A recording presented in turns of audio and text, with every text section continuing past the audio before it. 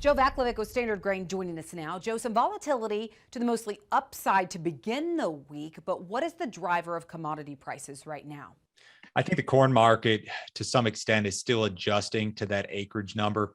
That acreage number in corn that USDA provided us with last week is a very, very supportive number in itself if it's realized. When you start to do some early balance sheet work for new crop, it's a very tight situation, even with a trend yield. If you were to throw some sort of weather issue into the mix, it becomes an incredibly tight, incredibly friendly situation.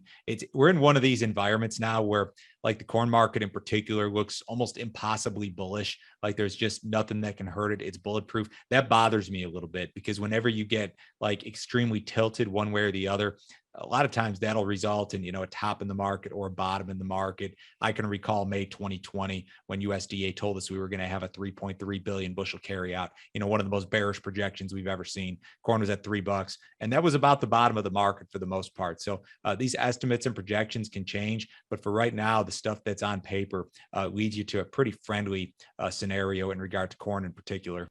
Well, speaking of USDA, as we head into the WASDE report on Friday, do you expect any big revisions on that balance sheet? So it is an old crop report, so they're not going to give us new crop balance sheets. We don't see those until the May report, which I believe is May 12th.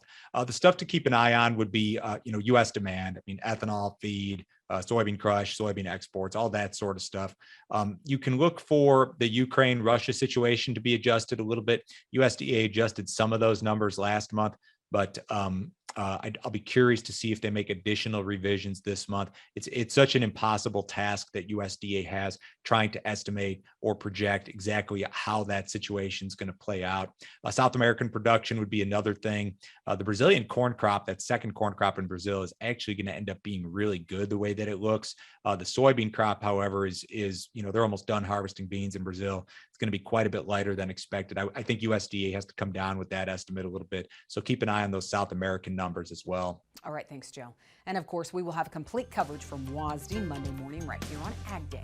All right, let's take a quick break. Getting in Matt has your planting forecast next.